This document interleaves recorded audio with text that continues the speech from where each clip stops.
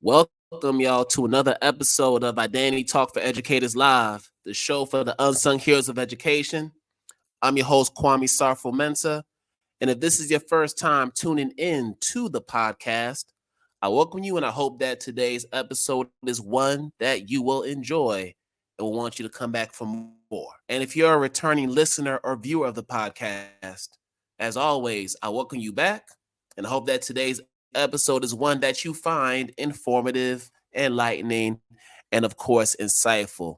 So before we get into the main event, first of all, a reminder for those who are on YouTube, please make sure you hit that red subscribe button so you can get future notifications on new episodes of the podcast. Also, if you're listening from Apple Podcasts, Spotify, or wherever you listen to your podcast, make sure you subscribe there as well. And for those who would like to help us contribute to this phenomenal platform and help us continue to bring on amazing guests like the one we have today, you can submit a donation to one of two platforms. First off being Cash App with the handle $IDTALK4ED, or you can go to Venmo where you can use our handle @Kwame SM.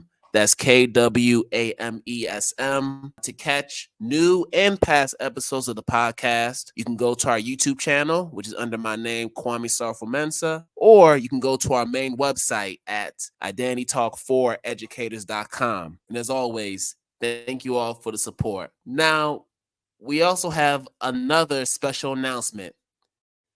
So for those who were with me this past Saturday for my wife and I's birthday, we actually spent part of that day celebrating the launch of my new book, Learn to Relearn.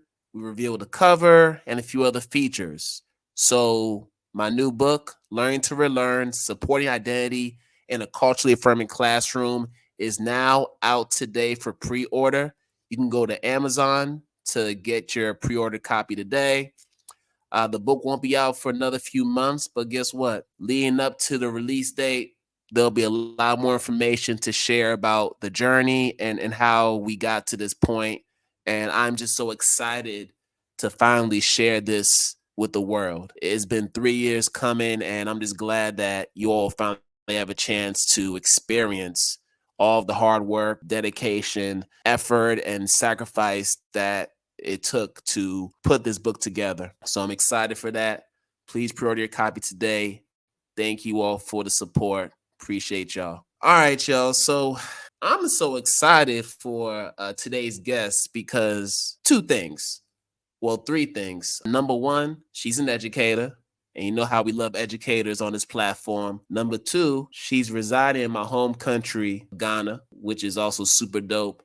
And then number three, she a Temple Owl, just like I am. She was born and raised in Philly, managed to find her way to the motherland, more specifically in Ghana. And y'all got to hear her story. She has a phenomenal story. And she's not just an educator, as you'll find out. She does many other things. She is very much creative by every sense of the word. And I'm honored to bring on, finally, Jahzara Agyemang to the podcast to talk about her story. We've been trying to get this together, but by the grace of God, we finally made it, y'all. So let's go ahead and bring Jahzara out. Hey, what's going on? Mr. Kwame, Yes. Finally, it's very true. Thank you so much for having me. I appreciate you so much. Let me just say very quickly to the lovely people watching, thank y'all for tuning in. Ghana is a very interesting country. I've had travel issues and weather issues and internet issues and light issues just trying to come together.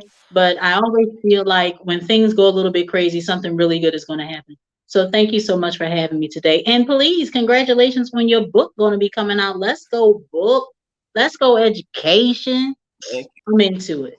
I appreciate y'all. Appreciate it. Listen, so many questions to ask. We're going to start from the beginning. So, as I mentioned, born and raised in North Philly. North Philly, Jawn. North. Recognize that. Yes. Recognize that. North I Philly, like to say the real North Philly, okay? It's two different North Phillies in Philadelphia. I come from the real North Philly, like 3rd and Lehigh North Philly, okay? Y'all talk to him about that. Tell them what it be. Okay, explain it to him. I didn't say Listen. 22nd and Diamond. I said 3rd and Lehigh, 4th and Lehigh, aka the Badlands. Let's go. Oh, you were 3rd and Lehigh? See, yeah, you were deep in there. Watch Okay. it. I was at 15th and Clearfield. All right, that's So not too bad. not We not too accept it. far from It's acceptable. where you were now. Uh Yeah. huh. It's acceptable. So very acceptable. We're not gonna get into the stories, but Yes, I definitely earned my hood card for sure. you Let's have just to. say that. Earned Mm-hmm. that. So talk to us about just early upbringing. What was life like in North Philly? Family life, Mm-hmm. all that. So I come from I would say a pretty big family. I have 7 brothers and sisters, and I was born and raised in North Philly, as you stated. You know, without getting into like crazy, forever taking long details, all of the little nuances and poor and this and that, check all of those boxes off because I am 6th in line of 7 children that my mother physically had. So I have 6 brothers and sisters that's older than me, and I'm almost the youngest, if I'm counting right. I'm an English major, not a math major, y'all. Don't test me.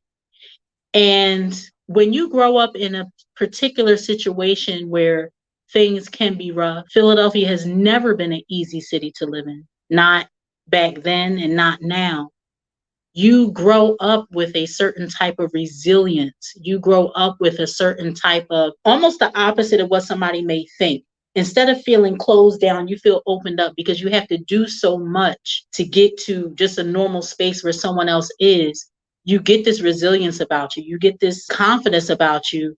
And that's why you'll notice a lot of people, when they talk about being from Philly, they pump their chest up because it's not easy there. My mother was a single parent when she was raising my half of the children. That's what I call it by the time I became aware. And it wasn't easy for her. So a lot of things in my life I attribute to watching her do everything that she had to do, just watching her do everything that she had to do, experiencing the good, the bad, and the crazy, and just understanding that when I get my moment with myself and with my own children, that we all want our children to do better, okay? We all want our children to do better than us. And from a very young age, I always said that I wanted to do better for myself. So growing up in the hood and growing up in that way, it made me the person that I am today. I'm very flexible. I'm strong. I can do a million things at once because I saw my mom doing a million things at once. You know, she had to take care of us and work and do this and make clothes for people and drive a truck. My mother's a truck driver and drive a school bus and do all of these different things to try and take care of us. So that's all I know is multitasking. I don't know anything else. If I'm only doing one thing, I feel like I'm being lazy. It's a problem. Like I'll be like, I should be doing 2 things right now. Oh, I'm we're gonna get to grateful that for those later on. things. The doing the many Yeah. things. We're gonna get there, but it's good to know the source of that work ethic. It's good to know. Indeed. Yeah. But all you're saying about Philly is 100% accurate. As someone who was a transplant, I got to Philly when I was 18 years old to attend 18. Temple University. 18, 1 Okay. 8. And then I stayed Mm. there until I was 31. So I Oh. ended up spending 13 years in Philly, going to Mm-hmm. school and then staying there to work, get a second Mm-hmm. degree. So all the things you're mentioning, I didn't experience it to the degree that you did, but I got a taste of it. I mean, I was in North Philly, started Uh-huh. off, of course, on campus first couple years, and then once they kicked us off campus to make room for more underclassmen, then I ended up at 15th and Clearfield for 4 years. Then I stayed at 27th and Taney for a couple, Come not on, too far 27th and from Tony, watch the it. campus. 27th and Taney, yep. And then I made my way down to West Philly. So I stayed on 49th and Warrington. And the funny thing is, I was actually around the corner from Kindred, where Kindred and Family Soul live. Their crib was Oh. right there. So Mm-hmm. we Mm-hmm. were practically neighbors for Mm. maybe 2-3 years. So you'd see them out and about. Shout out to them, Uh-huh. phenomenal, Uh-huh. phenomenal It's singers. funny you should mention them. I've done background vocals for them before. It's Oh funny. word, oh word, Yeah. yeah, that's what's up. Yeah. And then I finally made my way up to 45th and Sansom, Mm-hmm. and then I met my wife, or girlfriend at the time. She ends up moving to Philly, and then she moves to like 45th and Osage, like literally like a few blocks down. Oh, okay. Okay. And I used to go to her crib every day. And that was the case for a whole year before we finally moved in together. But I've been pretty much around Philly, and what's interesting is how much it changed over time. So when I got there in 2001, there was a point in time where if you're in West Philly, you couldn't go past 47th, 48th in Baltimore. You couldn't go past there. And then as time went on, you could even go into the 50s. Like the 50s were like, nah, wouldn't even go. Even brothers like me, nah, I wasn't even going down to 50th. But then now, I come back much later. You get the more gentrified, whitewash version of it, and it's like, hold up. Well, I see Drexel shirts, and it's like white folks down on 53rd, 54th. Yo, they bold. What's going on? For real. Even Point Breeze. Like Point Breeze, you talking like Beanie Singlehood Point Breeze. Yeah, I even hate that they call it Point Breeze. They just be making up names. Yeah, they just be making up names so you don't know you're still in the hood. Point Breeze. Yeah, all right. That's where Beans used to be. Exactly. That's why I laugh when people say Point Breeze. It's like, oh, okay. It's funny because I was there when they put together Northern Liberties, like Fishtown area, when they were building that up. Like, I was there when they did that, and that was like the new jump off over there. Yeah, some more gentrified stuff because that's still North Philly. Yeah. It's Fishtown. Still North Philly though. It's still North. Northern Liberties. It's Fishtown. Yeah, okay. Okay. Yeah, just goes to show you just how much gentrification played a role in all that. But I want to talk about just your time in school. So I'm assuming you went through School District of Philadelphia. Your product of that? So my school journey is a bit different from other school journeys because I did go through the Philadelphia School District. However, I became a mother at a very, very young age. I became a mother before I was 14 years old. So when I was headed to high school, where we used to live was in North Philly, then we moved to a place called East Falls, which was still North Philly, but they called it East Falls because it was white people close to us near Roxborough. So let's call it East Falls, but you're still on Ridge Avenue and the 61 bus still ride past your house. So you're still in North Philly. Okay. But okay. So I will say that I have been on my own since I was pregnant with my son when I was about 30 because my mother was in a particular type of religion, which is Jehovah's Witnesses. And when she found out I was pregnant so soon, let's say I was escorted off the premise. Okay. And so since then, I have been on my own. I have lived on my own. I have lived outside. I've lived wherever I needed to go to keep myself and my son safe. So when I started my high school journey, I went to several different high schools and I didn't last. I was on my own. I was by myself. And to be very honest, I still had that North Philly mentality. So even though I went to Central High School, which was for the smart kids because I'm one of the smart kids, I used to get into fights. So I got thrown out of Central High. I went to Roxborough High School, got thrown out of there.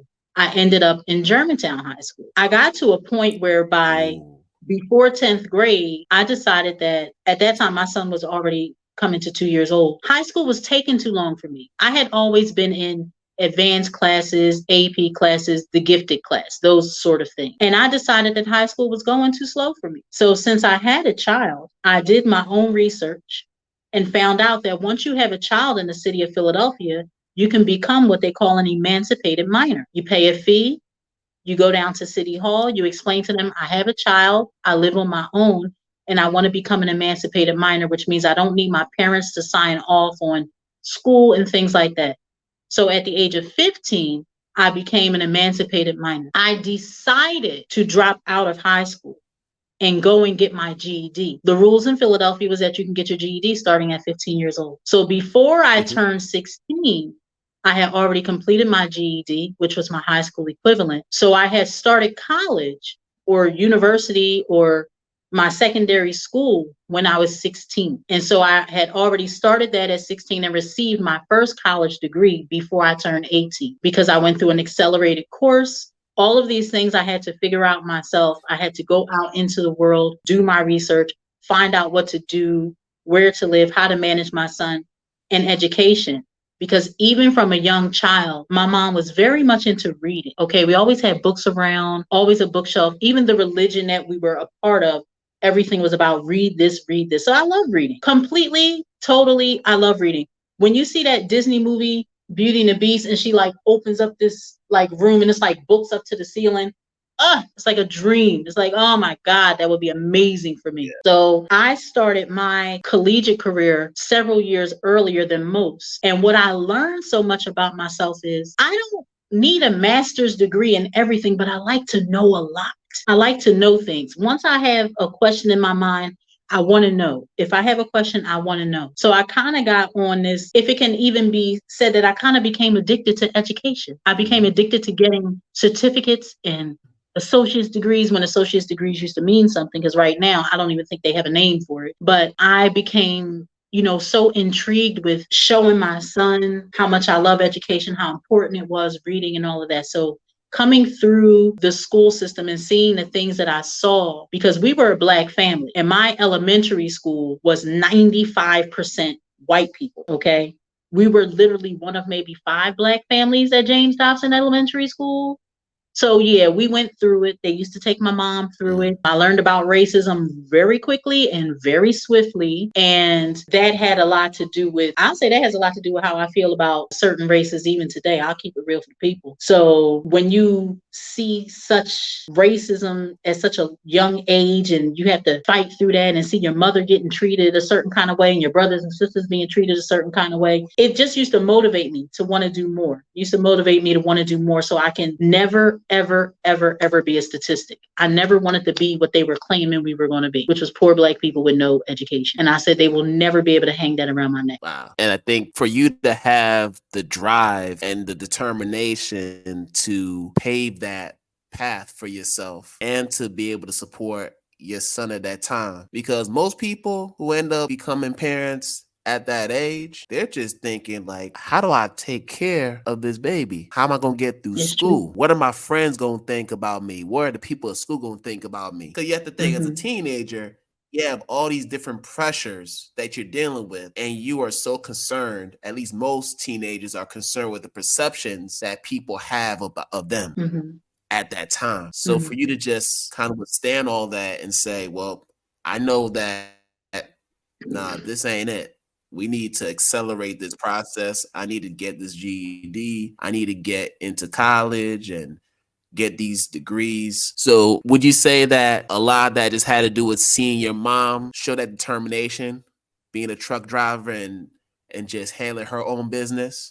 It was a lot of that. It was a lot of kind of seeing the way she struggled. And sometimes parents don't realize what they're saying in front of you because you're young. But listening to her talk about the things that she would do if she didn't have so many kids and things that she even still talks about what she wished she could have done. But she was in a situation where she was taking on all of us on her own. So for me, since I had my son so early, I saw it as an opportunity to be like, yo, I can literally do everything the opposite of what I thought was being done to me wrong, or like of the way that I grew up. I can make sure that my son doesn't have to grow up that way. I never want him to be a statistic. I never want them to make us a statistic.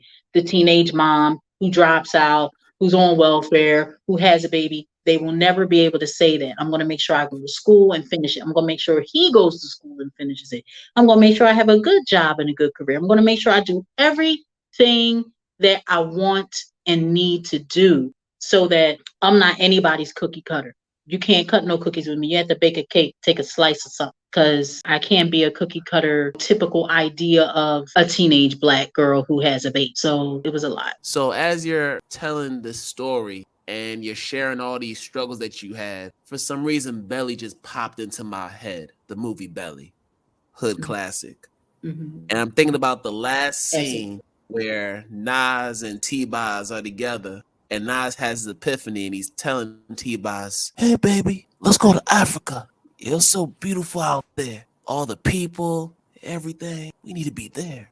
And I don't know if you had a similar epiphany given all the trials and tribulations you went through in the beginning, and you just thought to yourself, it's gotta be a lot more peaceful than this. It's gotta be easier. So let me go ahead to Ghana, where I could start a new life with my family and experience something different. Experience what it means to not be in a space where it's so anti-black. So that's the story that I have in my head. I don't think that might not be how you came to make that move, but I'm curious to know how you were able to do that and what has that transition been like for you as a black woman? Okay, I'll tell a story. My initial interest in Ghana started when I was a young girl and I was about 8 or 9 years old. This is about to get a little bit spiritual. Y'all calm down. Everybody calm down. When I was about 8 or 9 years old, I started to have these dreams. Now, mind you, I told you my mother is a Jehovah's Witness, so too much spirituality was not the bomb. I used to have these dreams that I was at this beautiful like park area with these two waterfalls, and these two people were always coming to talk to me. And at the time, I didn't know what they were wearing. But once I got older, I understood that it was kente cloth that they had strewn over their shoulders. So I had these dreams when I was 8 years old, when I was 9 years old, when I was 10 years old. And I finally told my mom, I said, balls and these people coming over in these clothes. She was a Jehovah's Witness, so she was more like hoping that I wasn't like saying anything demonic. Everything was demonic. So I started noticing after my research that the cloth that the people were wearing was West African cloth. That's where my original ideas of Ghana came. And from that point on, I was just almost obsessed with West Africa and Ghana and Nigeria and Ivory Coast. As much as I could find at that time in the Encyclopedia Britannica, there was no internet. You had to go to the library and actually look up books. So as I stated before, I had my son very young, and that was something that we used to do because at the time I was homeless when he was born. So we used to spend a lot of time at the library because the library, there's no such thing as no loitering at the library because you're just reading. As long as you're reading, they'll never put you out until they close. So I was just doing a lot of research, and that's where my passion for West Africa came from. So fast forward, blah, blah, blah, blah, blah. I ended up on a trip excursion coming to Ghana like 2000, I don't know, 4 or 3 or something like that. I had a tour guide who said he had all of my tour already planned out for me. Don't worry about anything. Cool. When I met the man at the airport, who ended up being my first or second husband later for that conversation, he just looked at me. He said, I want to take you somewhere else. He said, don't worry, but I'm going to take you somewhere else. I said, why do you want to take me somewhere else? He said, I have somewhere else I want to take you. I said, okay, let's go. We go up to Aburi Mountain. I don't know where I'm going. We just driving for like 2 hours, go up Aburi Mountain, go all of this, blah, blah, blah, blah, blah. Walk, trek through the forest, all of this. The smell starts to smell familiar. It starts to smell like something I've smelled before. And I start getting confused. I said, all right, whatever. I turned the corner and there it was. Exactly how I had dreamed of it. That double waterfall, those Boti Falls that's over there, and there's two waterfalls the same way. And I passed out. That was the first time in my life I passed out. I had my son with me, who at the time was about 13 years old. I passed out. I was being woke up by an old Ashanti couple. The man had the cloth on him. He had the cloth on him, like wrapped, like going to a wedding or something like that. And she was with him, and they were tapping my face. Are you okay? It even made it worse for me because I'm like, what is happening? I just started screaming like, what is happening? Why did you bring me here? What is happening? I'm crying. I'm hysterical. And it was like, oh, calm down, my child. You're home. Relax. Relax. You're home now. She gave me some water. I felt like a really, really, really calming feeling over me. And it was at that particular moment that I said, okay, this is where I need to live, period. From that moment on, it was nothing but how to live in Ghana, how to work in Ghana, how does business go, how do you raise your kids, how do you pay taxes, what do I have to do to live in this country, because this is obviously where I'm supposed to be. And so that's how I made it to Ghana. And shortly after that, I would come to Ghana like every 3 to 5 months because I always had business going on and lots of things that I used to do. And I would make time. I would use my PTO at jobs. I would do my own business so I can have my own schedule. And those things, being a young Black woman and having those kind of prophetic spiritual dreams like an old Black African woman and seeing things in real life play out shaped everything for me. Like, I don't care what goes on here in Ghana.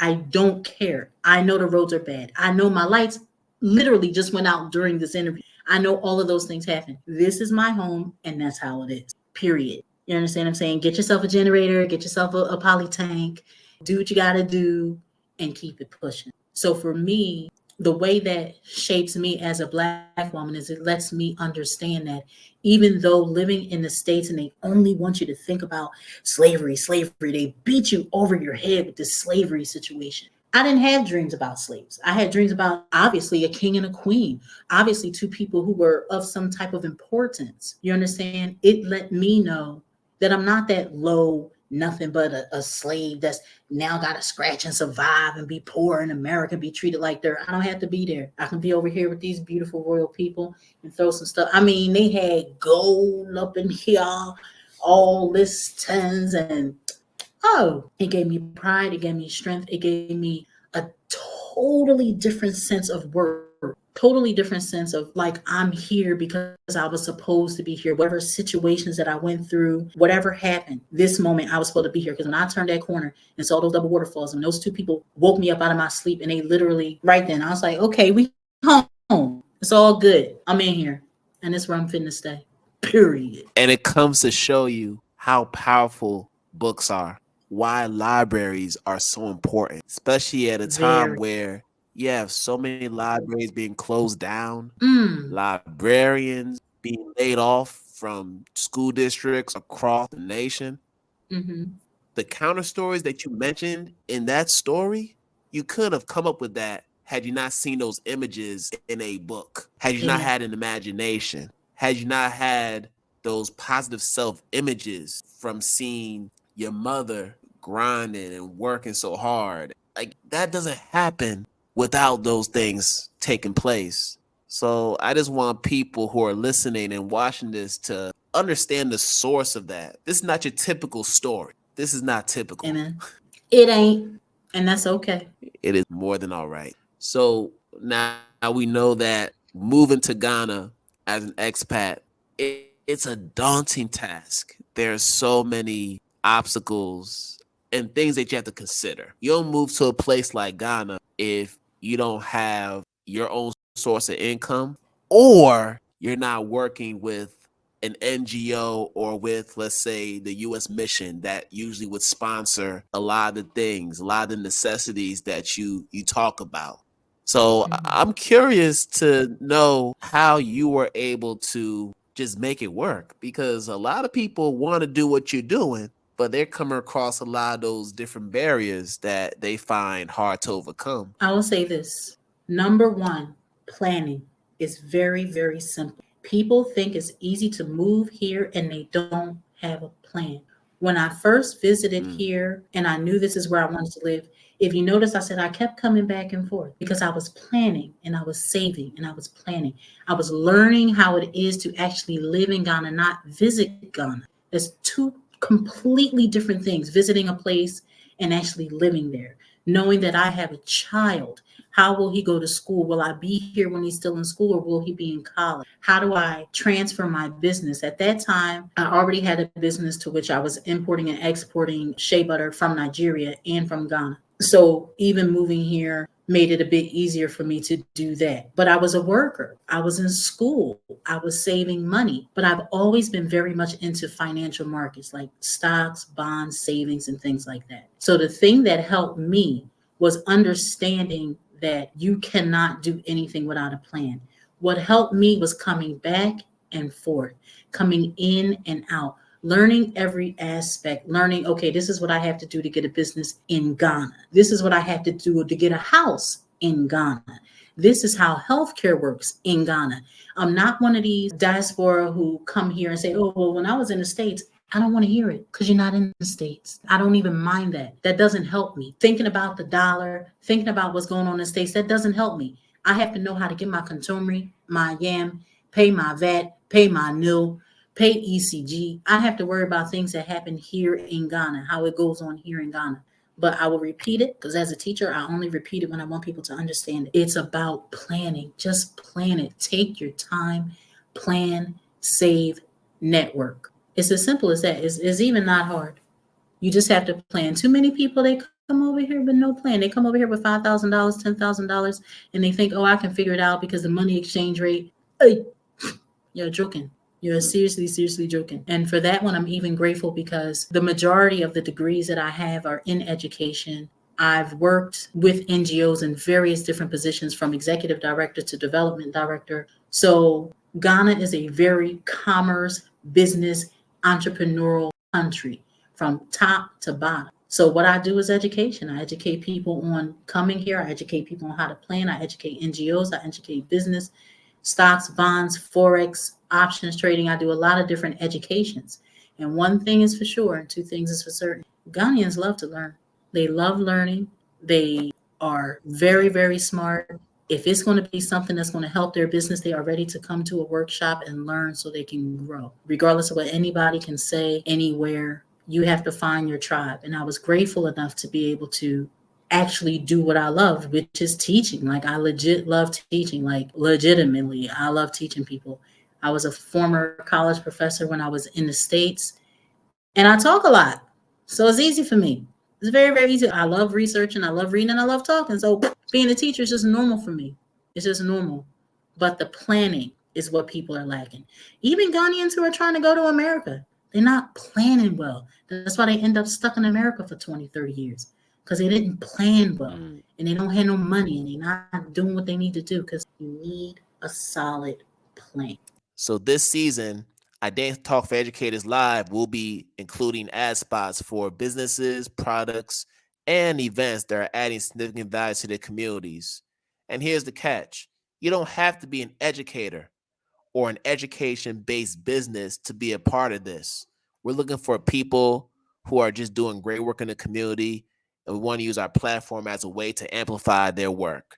So if you are an entrepreneur or you know of an entrepreneur who is doing just that, bring them in our direction. Have them reach out to us. If they want to learn more about their ad spots and how they can get themselves promoted on this platform, they can contact myself, Kwame at identitytalkforeducators.com. I'll say it one more time. It is Kwame at identitytalkforeducators.com. Hope to hear from you, and let's keep on amplifying our work and building each other up. Boom. Let's stay on that for a sec because I think it's very important that you're mentioning entrepreneurship and business. When you look at Ghanaian education system, as somebody who spent a few years in that system, particularly the JHS system, and knows how that is, right? Very test driven, very much chew and pour, chew as in rote memorization, those not terminology, and then Memorization you and just testing. regurgitate what you learned for a test just to pass it, only to forget it again. That's how it's been historically. And that culture still lingers to this day. And you have a lot of people who graduate from universities who have the degrees, but they're not able to run a business. They're not able to start a business. They just end up looking to be employees. And when I think about neocolonialism, when I think about just how we have so many NGOs and so many foreign aid agencies coming, not just to Ghana, but to the continent, the African continent, to start these projects and pretty much take over different industries, it just makes me wonder, when do we get to a point where the school system starts to focus more on that entrepreneurship piece as opposed to let's pass the BC, let's pass the WASI. Like, we got to get beyond that. So I want to mention this statistic to you. And yeah, this is from the African Youth Survey in 2022. 78% of young people, we're talking 18 through 24. So these are people who are in tertiary education or beyond that.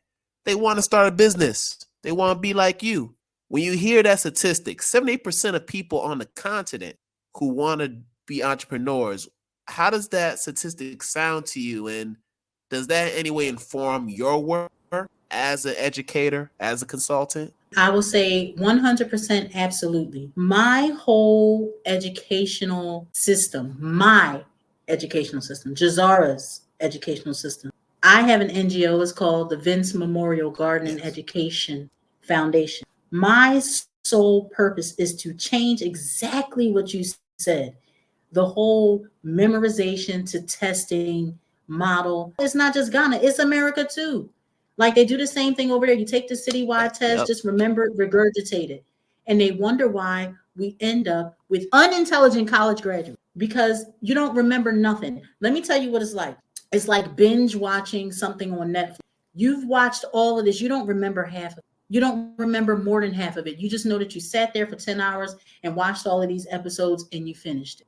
It has those type of statistics is without sounding whatever way. That's why I get paid. That's my bread and butter because I teach in a different way. The beautiful part about having your own organization and having your own company is I do what I want to do. I know what works. As an educator, as someone who has actually went through university and pedagogy and things like that, the model doesn't work for sustainable education. It doesn't work.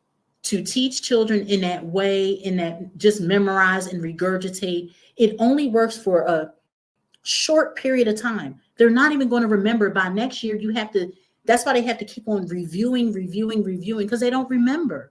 You didn't make them remember. You didn't give them any sort of projects that'll make it memorable to them. You didn't give them any way to relate it to real life. You didn't give them any way to relate it to just their normal in and out and coming and going. So the main focus of both my organization as well as my company is to prepare people to be entrepreneurs, to get them. It's not about thinking, it's about thinking outside the box, but it's about critically thinking. The education system right now is not about critical thinking. That's the problem. It's not about critical thinking. That's not what it's about. It's about read it, remember it, spit it back at me. Let me give you a good grade. I don't even like that the children have to be in that situation in order for it to gauge if they're going to be in JHS 1, 2, or 3, or A, B, C, because the way you're teaching them is not progressive.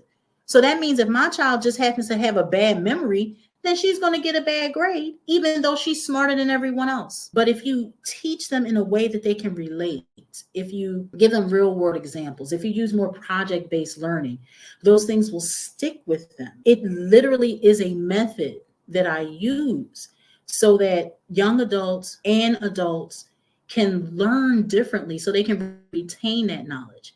The other thing is entrepreneurship needs training. You know what I'm saying? It's like within the next 2 to 5 years, not even 2 to 5, within the next 2 to 3 years, I am personally working on accreditation so that I can open an actual accredited college university on a small scale here that is accredited just for business and entrepreneurship. You'll go to school and you'll get a degree in business. That doesn't help you to be an entrepreneur. That's a totally different thing. It's a completely different animal because you're not depending on someone to give you a job and you following orders. You have to figure it out on your own. There's steps and processes of your mind that you have to put together before you can be an entrepreneur. And the bottom line, I teach entrepreneurship skills and I teach business and employee skills, because I know everybody is not going to be able to be an entrepreneur. That's just facts, man. That's just facts. Everybody's not a chief. Everybody can't be a chief. Everybody don't have a mentality for that. So I teach them the entrepreneur side and the business side. Like, this is what you want to do if you're going to have your own business. This is what you want to do if you just want to be a really great employee and an asset to someone's business. Because an entrepreneur like me, I need someone who's going to be a really great asset to my business. You understand? So both are absolutely beneficial, vital, needed, and necessary. But when you see statistics like that tells you that they want to own businesses, that gives me hope. It's like, good. I'm going to stay with some work. I'm going to stay in business. My CDs will continue to come. I will continue to make my CDs. Come to my class. Come to my workshop. Come to my school. This is the entrepreneur school. Come, let me teach you so that you can be successful. Because you know how it goes here in Ghana. Don't put your mind to, I'm going to get out of school and give my CV to somebody and get a job right away. Don't do that. You'll hurt your own feelings. It won't be nice for you. Now you have me using my fake accent. It won't be nice. No, but you speaking so many facts though, and that part about being an entrepreneur. In order to be an entrepreneur, that also means you have to understand. You have to know what kind of learner you are. You also have to know your inventory. What skills do you have in your toolbox that you can utilize to even run a business, or at the lower scale, do a side hustle for the time being? You have to know yourself. And I think one of the major issues with the education system is that it doesn't allow for young people to build that agency to where they can understand what kind of learner they are, what kind Mm-hmm. of business person or entrepreneur they want to be, because they're expecting somebody to tell them that for them. And that's not how Yes. you can't be successful that way. If you're waiting for somebody to tell you that, you got to find that answer for yourself. That is 100% true. And a portion of my program that I have in my organization, because I have this one really great program that I'm always really proud of. It's a 24-week program that leads to my NGO organization granting a full university scholarship for 4 years, including mentorship and all of that. A portion of that for 3 weeks is just about confidence and finding out who you are. It's just about that. It's not about the business side of it. It's not about the education side of it. It's about, okay, let's talk about who you are. What are you scared of? What are your fears? What are you, when it comes to peer pressure and pressure from other people, what do you have in your wheelhouse? What makes you feel like you up in your shoulders? What makes you feel like you cower down? You have to know all of those things first before you can even get into employing people, starting from an idea that's in your head and turning that into something that will later feed other people, something that can be sustainable for you and your family. You are exactly right. You have to know yourself first. And a lot of growing up here in Ghana, especially for girls, that's why I teach boys and girls, but especially for girls, when it comes to that self-confidence, the way that little girls are treated here, I want you to wash the dishes, I want you to take care of the things in the house, and I want you to stay out of my face. That's how a lot of the parenting goes here, not just the girls, but the boys. So it's like they don't get a chance to express themselves. They don't get a chance to ask those questions that they want to ask. So when they're in my class, they talk like this. They never stop talking. They never stop talking. They want my phone number. They want to talk after class. Sometimes class is done and I'm still there 2 and 3 hours later because they're just lined up. They just have so many questions and they just want to talk to me. Some of them just want to come up to me and say, Obaya Papa B, because that's what they call me. Obaya Papa B. They'll just come up to me, oh, please, Auntie Obaya Papa B, I like to Hey, read. I want to do this. I want to do that. And they just talk, and you can tell that nobody is talking to them at home. And that has a lot to do with what they will do when they get older. It has a lot to do with it. It has a lot to do with how they will react in business and in work as they get older. So once we solidly start to build that confidence, then we can go to the next level. Okay, now that you're feeling more confident, what's next and what's next and what's next? but you know what, Jahzara, you're talking about paradigm shifting. That's what you're essentially talking about. You're trying to shift Boom. mindsets right there. Now, everything that you've mentioned, it just sounds like a blueprint for what's possible if we focus on the right things. In this case, entrepreneurship, making sure that we implement that somehow in that primary, secondary track. So, not to get up in your business, but have you been able to have those kind of conversations with, let's say, the ministries or other organizations of influence that do work with the young people? Come on, identity talk. Come on, Yeah, she Kwame. got Come real on, quiet. inside. Let me Hey. tell you something. I have tried to have certain conversations with certain ministries, and the problem is pride. The problem is pride. The problem is, who do you think you are? What do you think? You can do it better than me? I'm not saying I can do it better than you. I'm just saying these are different ideas that you can choose to have. So, as part of also my organization and my company, is hoping and trying and training myself and being diligent that one of these days I'm going to get a meeting with the right person that's going to say, you know what, you're correct.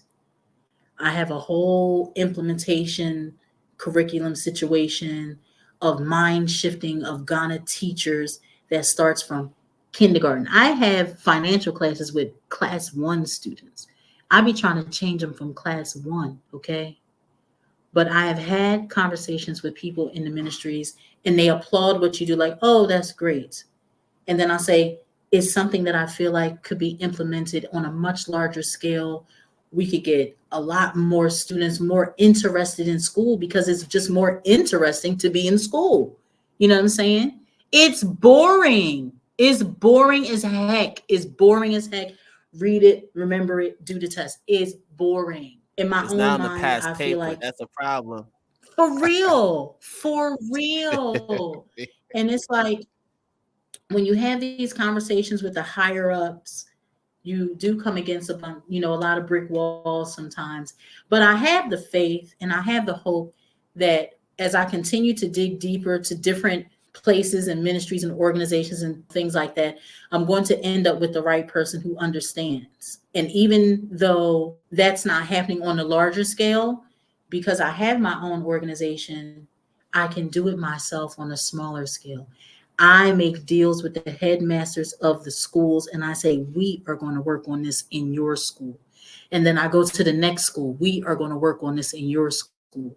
If they don't want to implement it worldwide or whatever, listen, everything happens in its own time. But for now, I still have those conversations. I still try to set up those meetings. But it's almost like the difference between voting for the mayor and voting for the president. It's like I'm gonna just have to stay on a mayoral level. I'm gonna have to stay on this level and have higher aspirations for that. But the people who are on my level, the people who see what's going on with their own eyes, they are more apt to let me into the schools than those who simply just have a paper with reports and they're disconnected. So that's how I feel about that. And there's so much more we can talk about with regard to that Child. issue. But I'm gonna go ahead and pivot right now because there's so many other things we need to get into. Because listen, you have such a vast resume. People need to know how dope you are. So we've been talking about the education consulting side of things, but you also are a fashion designer. Like you Boom. design clothes and you do other things. So I just got to know what inspires that creativity to go into these different avenues to make the shea butter, to design clothes, to educate young people, to help adults become entrepreneurs and run businesses. Where's the inspiration for all this? Where's it coming from? I can answer that like 5 different ways. First of all, it has a lot to do with having a lot of brothers and sisters, okay? And being at the low end of them and feeling like my voice is Mm-hmm. never heard. And you have to do something for people to hear you. Either I have to be bad or I have to be extremely good or I have to do a lot of things to be noticed as a child. Also, I am super creative. I love creating things, whether it is sewing or writing or making music. I play bass. I'm in a band. I sing. I record. So I've been a fashion designer for like over 20 years. I don't just design clothes. I design, I sew, and I make clothes. I am one of the fashion directors for the Miss Black America pageant, and I have been since 2016. I do all kinds of fashion gowns. My focus, though, is authentic African fashion, authentic African fabric. I don't use China print African fabric. Okay. It's very important to understand, to love your culture, and to not allow people to be culture vultures. So in my closet, with my designs, I don't use Chinese printed African fabric. I only use things that are either manufactured here in Ghana or at least owned by a Ghana company. I understand GTP was sold, blah, blah, blah. The factory is still in Tema. Okay. We are still producing these things. So the batik, the, what do you call it? The kente, our wax prints. I also play bass. I'm a bass player. I've been playing bass for several years. I've been a singer and in bands. I've performed for big stages, small stages. I've done background for big celebrities, small celebrities, no celebrities, all by myself. I am a ghost writer. So I can't say who it is because I'm a ghost, but I do ghost writing for people because I love writing. I could literally like write a song every second of the day. Like if I sit here with music around, it just comes to me. So all of these things I will always put a monetary value to. And I teach my students, young, old, or indifferent, put a monetary value to what you do and you will never be broke.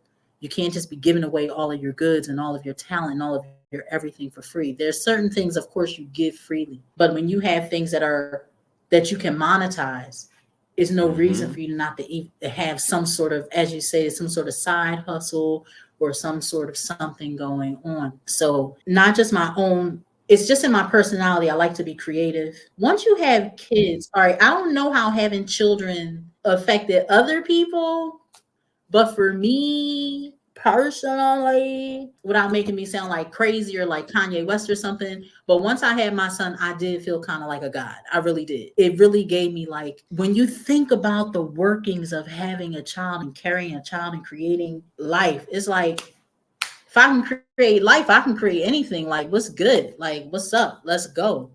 Let's Mm-hmm. do whatever. I'm going to do it. I'm going to teach my children how to do it. And I like to keep my mind busy. I like to put my hands on things. And since I like to learn so much, if I learn it, I want to express it. So my mother taught me how to sew when I was younger. And it was like, okay, I want to sew. I love reading books. When you read so many books, you start reading things, you want to learn that. It's like, oh, okay. Like I said, I had like kind of an addiction to education. I always wanted to go to school and get like a lot of certificates and, what do you call it, like small degrees and short things, just so I can say, okay, I know how to do that at least. But creativity, I believe it's a gift because I've never went to like fashion school or anything like that. I can look at any garment and go make it. So certain things I'm grateful for the gifts that were handed over to me and I use them. Wow. And as you're going through all these different journeys that you've mentioned, at the center of it all is Vince. Amen. So, for those who don't know Vince, the Vince Memorial Garden and Education Foundation is named after your son, Vince, Yes. who still with you in spirit, Amen. still by your side, watching mama's every move. I just need you to just take a few moments to just share, how does he continue to push you and influence all the things that you've mentioned to me over this past hour? I'll say that my son was and still is, no offense to the rest of the men on the planet, has always been the smartest man I've ever known. When he was a baby, when he would cry, all I had to do was take him outside and let him look at the stars and he would stop crying immediately. Immediately. He was extremely smart, very close to a savant type smartness and intelligence. His educational aspirations in school and what he studied was astrophysics.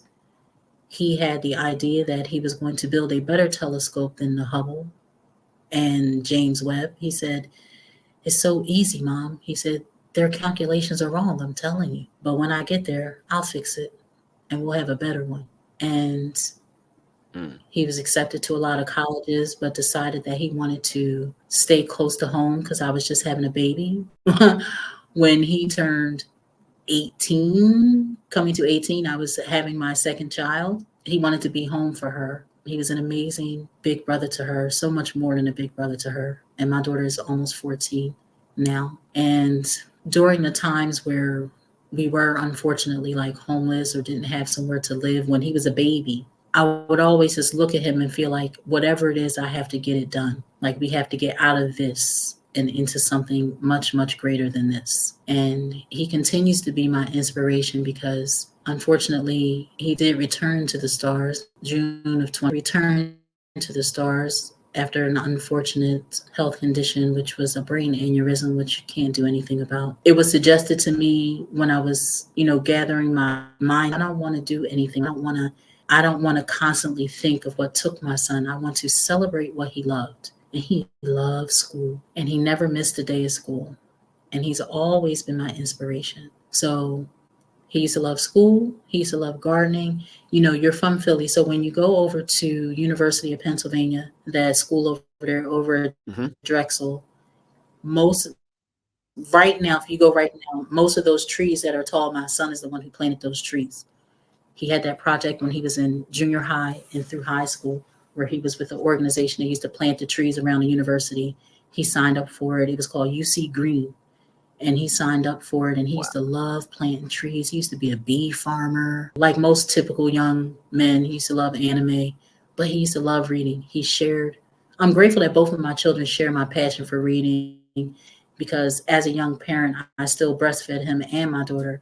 And during those times, feeding always meant reading. So they both go hand in hand. So he used to love reading science books and things like that. So my organization is a celebration of his legacy. It's the things that he loved. He loved gardening, he loved education, and he really, really used to love kids. Like I used to go, I used to laugh because I said, these kids flock over to you like black Jesus. I said, he could be around and people's children will just come over to him and hug him. And he used to want to have a lot of children. He said, I'm going to have a clan. He said, want to have a lot of children. So that's why a lot of my focus of the organization is on children. And nothing can ever replace him physically in this particular multiverse that we are in. But it gives me a portion of satisfaction that I can do what I do with my organization. And if he were here, he would be like, cool. He used to say that a lot. Cool. That's what's up. Like he would really like all of it. He was a good dude. Yeah, that's what's up. He's a good dude. You're making him proud with everything that you're doing. You're really making him proud. I want to end with this. How do you continue to stay true to the teacher in you? It's kind of easy for me because I went through school and I see what I wasn't learning.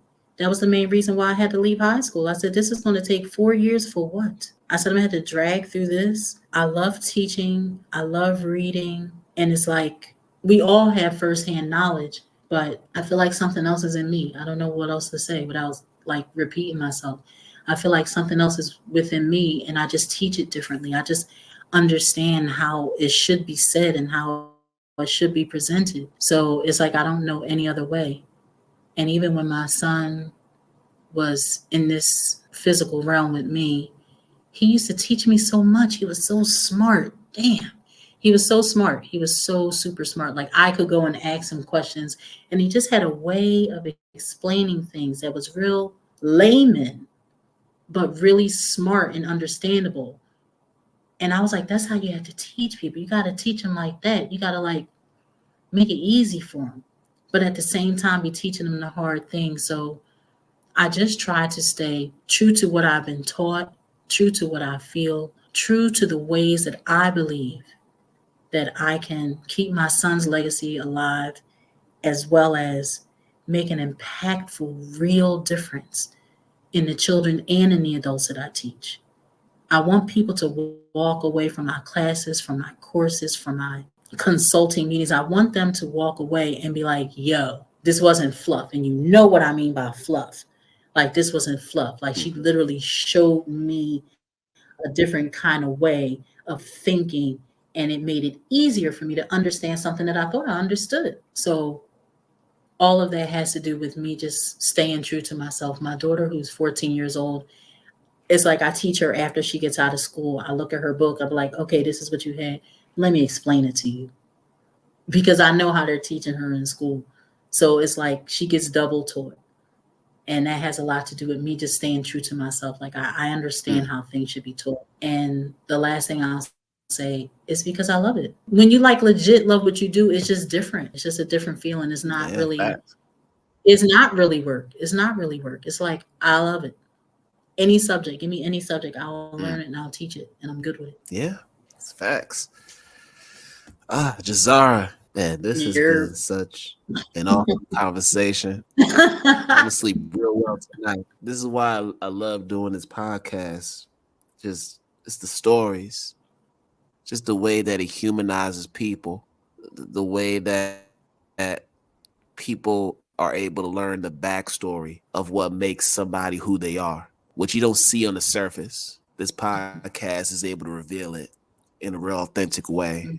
And I'm just so appreciative of having people like you come on to just share that story and even be vulnerable at times, because I know there are certain parts of it that are still pretty hard to share, but you know that it has value to somebody who's listening. And for that, I'm always appreciative of folks who are able to do that.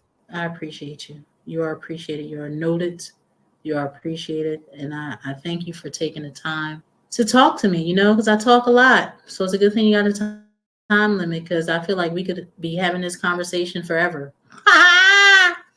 But yeah, could have. Yeah. But listen, how can people connect with you either on social media or even through the different ventures that you do? How can people connect? Fantastic. Okay, you can find my organization at vmgef.org. That's online. You can find me on IG at Vince Memorial GEF. You can find me on LinkedIn, Jahzara Agyemang, Agyemang. You can find me on Facebook, VMGE Foundation. If you have any questions, you want to inquire about taking any classes, courses for your NGO, your business, if you have schools that are interested in me coming to give some of my financial courses, any of those leadership courses that I have, or find out more about what I do, you can always email me at info@vmgef.org. My organization, my nonprofit organization is Vince Memorial Garden and Education Foundation. My fashion brand is Jahzara Fashion Alchemy. My business and teaching consultancy business is JTE, Jahzara the Educator Consulting. What was I talking? I'm also available for weddings, to sing at them, to play bass at them, and to take the pictures because I went to school for photography, so I'm a photographer, and I play bass, and I sing.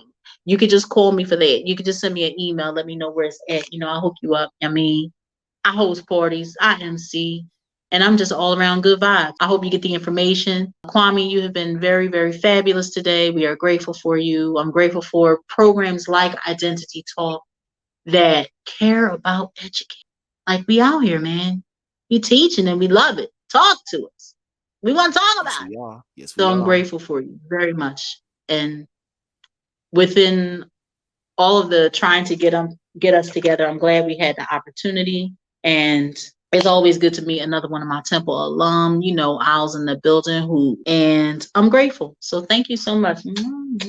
Receive all the affirmations. Thank you so much. And it's funny, we're gonna see each other real soon anyway, because I will be in Ghana in a little over a month. So excited Good. to be in the same physical space with you. Very good. Very good. Very good. Yeah. So can't wait for that. Yeah. So if I don't see you before then, I'll see you in July.